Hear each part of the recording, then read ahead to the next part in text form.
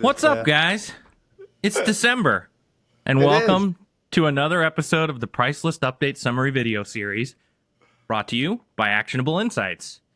You've got Samta here and Whatley there. Samta.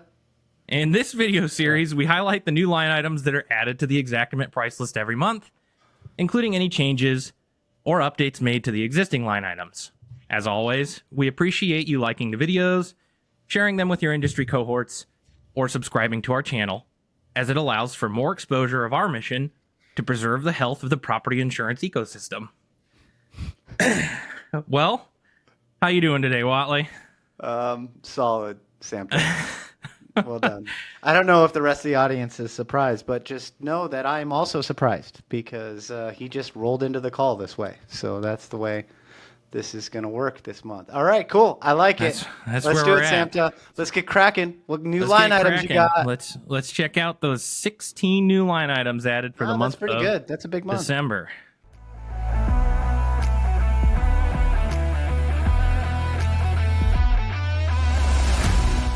New line items. Alrighty, getting into it here. We'll start. We've got ELEVENDOR. Nothing too exciting here, just another bid item, but maybe useful in certain claim situations. Electric vendor report / assessment bid item. And then big one for me, I'm curious to know your thoughts on this, Whatley, but they've added mold testing. So specifically, you've got a full service survey base fee, and then what would be coupled with that is a per sample fee. So this is similar to asbestos testing, but they don't have a self-test version like they do with asbestos. So these would be used in conjunction with each other. What are your thoughts? I wish they didn't have the self-test. That one always confuses me. When we were authoring those rules around that, for asbestos and lead, I was confused by that notion. I like how clean this is. Hopefully it just stays. Full service base fee and per sample. And so you can count on the actionable profile. If you add per sample, it's going to say, hey, hold on, you need a base fee. And if you add base fee for mold, it's going to say, hold on, you might need some additional for per sample. Does the base fee include a sample? I don't believe it does. I was going to click into the detail for each of these here so we can look at it more. But specifically, when you look at it, you've got sample charges.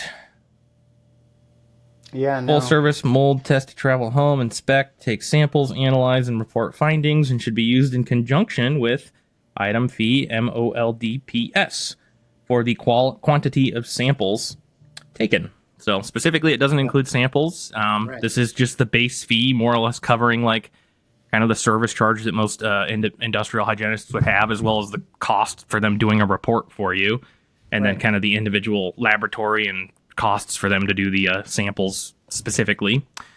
And I think the self-service fee, like, it probably makes more sense in some other regions. But being a Cali boy, you can't perform your own lead or asbestos test because you're in like immediate and obvious conflict. So I don't know what kind of Montana nonsense this is. Can you do your own asbestos test? So we can get certified within the state of Montana to take and send tests to a laboratory for asbestos specifically. Really? As like restorers in the state of Montana, we would not be able to do like a mold test from a perspective of actually. But do you guys actually do it? Do you guys do it as restorers? At my old company, we had people go through the training to do it just for asbestos sampling because it's so common here with the state regulation around age of home with just kind of Montana DEQ and what they follow. It's so common that like you'd be waiting for weeks to be able to start demolition on a job if you weren't doing self-test. Well, maybe. But in California, dude, we have this turnaround in no time. So Rarefied Air, which was my preferred testing company, and actually their founders on the actionable board, but they would turn that stuff around same day, dude. So it's so common. And I just think you're in conflict. So my take is, from a restorer out of California, very litigious state, probably don't want to be doing your own testing. It just seems like if I'm an opposing attorney, it's going to be easy to poke holes in whatever you came up with, negative or positive. That's my take. Yeah, I agree. I think specific to mold too. I mean, I think that's one of the first things they tell you in the IICRC course around being a microbial technician is you aren't qualified to say it's mold. We can teach you how to remediate it, but you're not qualified to say to a customer that's what this is. So it's just removing the liability and making sure for a fact, is the clearance test there. So pretty exciting just seeing these as a new option for, both insurance carriers and contractors to use. I think it's great. Yeah, it is. And then obviously they've got that within the fee category, and then the same thing within the HMR category. So they've got it in 2 categories, which is nice. But same price structure? Yeah. Same price structure, yep. And then we've got here within the finish hardware category, bypass door track and hardware, and then they have a detach and reset line item for that as well. So something common that wasn't, I would say is very common in the industry where you have to remove it or detach and reset it, but wasn't a line item before, so nice to see. Then we have another vendor report assessment bid item. So same thing as the ELE one we looked at first, just kind of covering that base. We've got a new line item for wrap custom fascia with aluminum. So another option. And I believe this was looking more at like fascia with a profile. Yeah, large, non-standard fascia sizes. So excessive boards, etc. So good to see. Again, just more options there for when you run into it. But I don't think that's super common. I don't know a lot of our stores that do tons and tons of exterior, but I'm sure a lot of businesses out there have different models too. Well, a lot of our stores do a lot of roofing and siding, like they're hail centric, and so that appeals and this to falls them. right into that. So we'll have the team update the rule set to have a caution for the wrap custom fascia. Absolutely, Samto will get right on that. And then we've got we saw these last month, kind of looking at the new line items that are going to be coming out. They've added for tear out wet paneling, no bagging, tear out wet subfloor or subfloor no bagging, both regular and after hours. Tear out subfloor sleepers, no bagging, as well as after hours.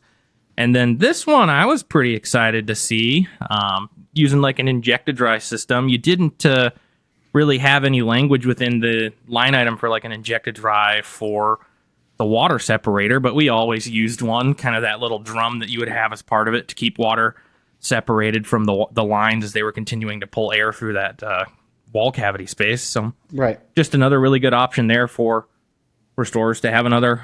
That's big, dude. I've been trying to round out that for Ernie and Averted injected drive for years, trying to get the line items, because we built that inside sheet back in 2016, and so now we can go back and update it with that line item, which is great. And so now I feel like injected dye is complete enough for as a restorer where you can pull line items off the shelf and build it out. Do you feel the same way? Yeah, no, I would agree. I think it's a great way to kind of complete that set. You've got the drying mats now, you've got the actual system, so it's really, really cool to see. And that's it. Good. That's our 16 new line items. What do you say we check out the changes? Let's do it.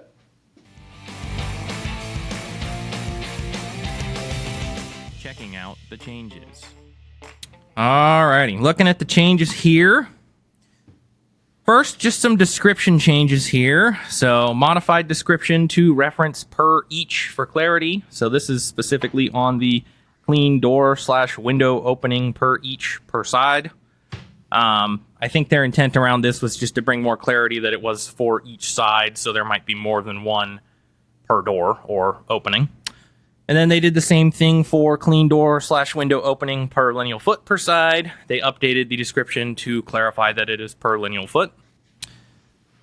And then we get into the combined test fee, full service survey base fee. And this is specific to the fee and HMR line items that already existed. They added language to these to reflect the new line items around mold testing. And big changes in terms of the amount, but they did some yield adjustments in the HVC category, as we saw last month was going to continue to happen. Yield go up, or did yield go down? Yield went down. So let's look at the comparison here. But looking at the boiler, we've got all the boiler line items in HVC have seen a yield reduction, so the price has gone up. And the same thing applies for both the furnace, floor, and forced air for both of those as well. So let's do a quick side-by-side comparison here of these. So as you do that, I'll clarify for everybody, as the yield goes down, if you're a restorer, you're like, down, probably bad. No, as the yield goes down, price goes up. They have an inverse relationship. As your yield goes up, you're more productive per square footage or per whatever the unit is, and then the price goes down. So month over month, what are we looking at? Yeah, so just to clarify for everyone watching, we've got the December 2025 price list on the left here, and the November 2025 price list on the right. And what you can see at the outs, this is all Orem, Utah. Mm-hmm. So on the left, you can see it is in December, just a little over 200,000 for all the same line items. But in November, it's about 189,000. So roughly a 5% increase in cost because the yield has gone down. So pretty across the board there, just looking at that. But you can kind of see, we'll take a look at a few of them. For the first one, you've got furnace floor here. Let's go look at furnace floor over here. We can look at those price differences. So 2,310 in November. Yep. And then we're 2,369. So not all of them are the same percentage, but overall there's an increase there because of the yield reduction. So that's the 37 changes we had in December of 2025. Any thoughts? Yeah, it's great. It's like the pricing department is doing their thing. They're surveying folks, and they're making adjustments to the price. Typically prices go up, but not always. When you and I do this, sometimes you and I are surprised that prices go down, but that's more like them recalibrating typically a mistake than really the price is actually going down. Because, man, if I can tell you anything, over the last several years, like since COVID, dude, do you just feel like things are just bizarrely expensive? Yeah, I do. Every time I go to the grocery store, I swear I keep trying to give myself more of a grocery budget every month, and I always go past it. It's like, you watch these COLA adjustments, and they say, oh, yeah, the cost of living's gone up 4%. Like, what? No, that's not actually what's happening. Yeah, it seems like it'd be a lot higher. Way more. Like, I agree. Way more. Anyhow. Well, should we look forward to the future? Let's look forward to the future, man. Looking at the past is not super fun. Forward to the future. So, future changes. We've got review the material associations of different grades of shingle. So they've been doing that one for the past couple of months. I have a feeling in one of the next updates we're going to see some pretty big adjustments there. Reviewing that'll be big. Yeah. Reviewing. I don't know which way it's going to go, but it's going to be big. It's going to be big. It's going to be big. They've been doing that for a few months now, so when we see it hit, it's going to be pretty substantial, I feel. Next, reviewing cleaning, contents cleaning, and demolition labor supporting events. So could be interesting to see some changes there. And then some new line items coming. A few of these I think are pretty exciting. Add items for 2x4 timber framing purlins. So good to see some more options there for purlins if you're getting into timber frame structures. Add items for 2x4, 2x6 outrigger rafters. This is an exciting one for me to see. Having done a lot of roof rebuilds, it would have been nice to have a line item for the outriggers. Add items for self-adhering house wrap. I think that one's becoming a little more common, but also with the zip systems that a lot of people are using now, it's also house wrap is kind of becoming obsolete at the same time. Oh, is it? Yeah. Nobody's house wrapping? It depends. If you're doing like the zip system, which is where you have the moisture barrier as part of the sheathing, you don't want house wrap. You'd have a double moisture barrier at that point. But I see that Tyvek all over the place in San Diego because we do stucco. And so before they put on the chicken wire, it's Tyvek. So well, I think that's staying.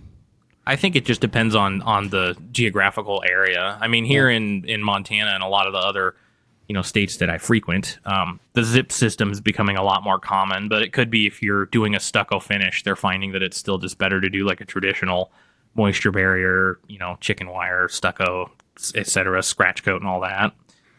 Dude, this outrigger is a big deal. Ted Foster, lead trainer for Belfort, has been on this outrigger push for a decade, and that'll be cool. Ben Justison, too. He's a fellow XET, and he's big on training for outriggers. So that's cool that there's some line items for outriggers. I think it's a common behavior, and it's always difficult to explain to a carrier what an outrigger was in the absence of a line item and why it'd be warranted. This makes it easier. Yeah, absolutely. Well, there you go. Shout out Ben Justison. I hope you see that and you're happy now. That was not contrived. Not at all. Yeah, we're just off the cuff here. Riffing. Not at all. Add items for floor joist wood cross bridging. So that's another one. Didn't have it, but I mean, my house has cross bridging in every joist space. So it's nice to have that if you're working in an older structure doing joist replacement on a fire loss or something. You've got that to be able to go back to the same way it was. And then last, another one I think is pretty exciting. Add items for shower pan / grab bar blocking. If you've ever done a poured shower pan, you've got to go through and put 2x8s or 2x10s between all of those joists to make sure it's properly supported. And now there is a line item for that. I'll be curious to see if that's a per lineal foot line item or what their intent is with it. It'll be interesting. That's great. Kind of gets to the original genesis of Actionable, our first slide deck that we presented to bunch of contractors in San Diego, a bunch of restorers in San Diego, and a bunch of other staff adjusters like AAA, Allstate, was high-grade shower surround. Like, how the hell do you invoice for this? Because we couldn't get straight. And it's interesting to see line items still being added for that because there's just so much complexity between the moisture protection, the glass work, the plumbing, the tile work. And then here we are. Now this is really a framing component. So FRM. It's one of the few builds where it crosses like 5 different categories to accomplish a particular activity. So whenever you guys are estimating for a high grade or any grade shower surround, just know that you can't just stay within TIL. Otherwise, you're not going to include all the warranted line items. You won't even be for close. Sure, yeah.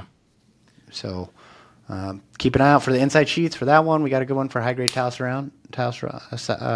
shower surround.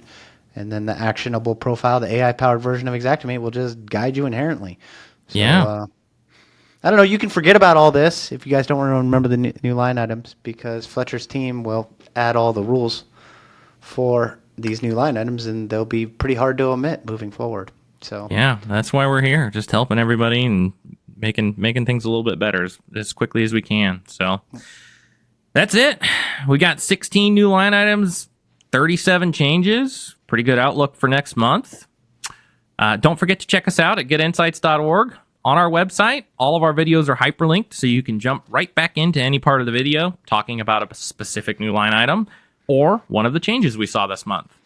If you aren't already using the actionable profile, reach out and get connected with Cole at getinsights.org/demo, or just try it yourself for less money than a box of candy canes.